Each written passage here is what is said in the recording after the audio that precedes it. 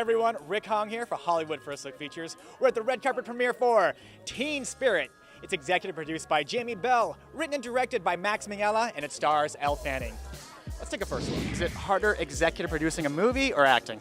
I mean, I would really use that term very loosely, executive producing.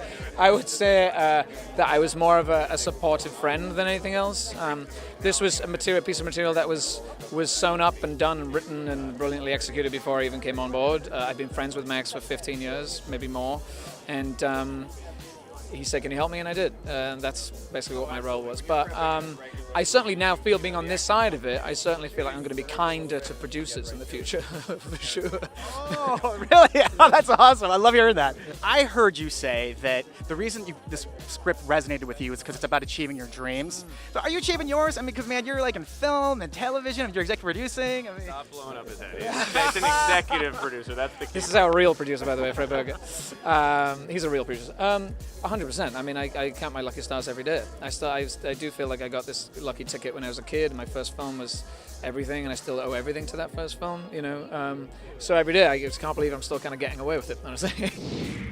I gotta ask you, your dad is the great Anthony Minghella. He directed some awesome movies. Like, what did you learn by watching him growing up to maybe for this movie? I don't know if there's like something you incorporated or just like was on your mind, like this is what I need to keep in mind when I'm directing. I didn't learn enough, honestly. My dad used to say one thing though that was very useful just in life in general, which is when 9 Russians tell you you're drunk, you should lie down, which basically means when 9 people tell you your ideas are bad, you should listen to them. So I think about that a lot, and I'm definitely somebody who tries to have a strong vision, but also listen to the people around me.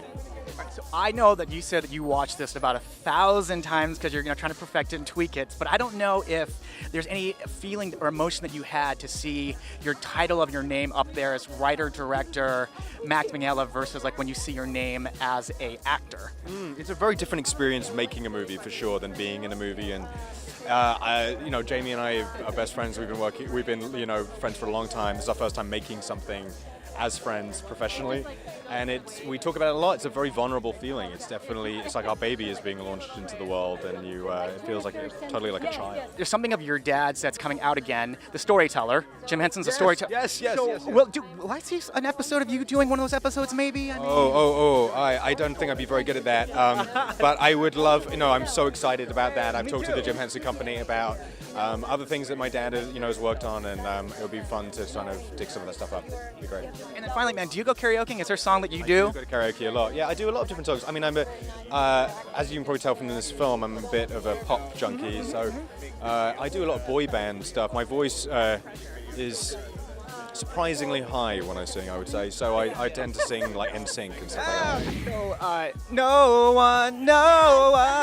Would that be the song? Oh, I was going to ask you that. That's exactly what I wanted to know. So I know that you kind of chased Max down because you wanted this role. So did you have to audition for him with a song? I luckily I didn't have to audition, but I had a tape of me. It was like fairly close together, but I performed at the Montreux Jazz Festival with a friend of mine, Woodkid, and Woodkid had asked me to perform, and I was like, oh, you know what?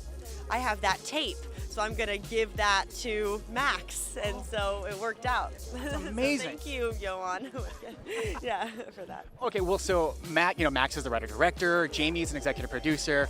They're both actors as well. So does that give you a little more comfort on set when you go there, knowing that like they're also actors?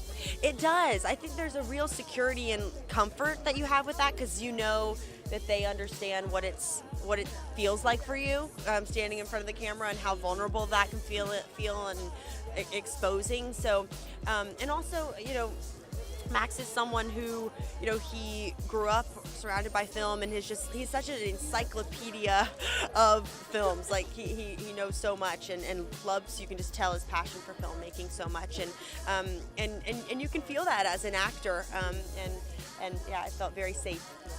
Yeah. Okay, finally, so is it harder to be an actor, or maybe like being one of these like people from like picked out of nowhere and trying to go do these like music competition shows?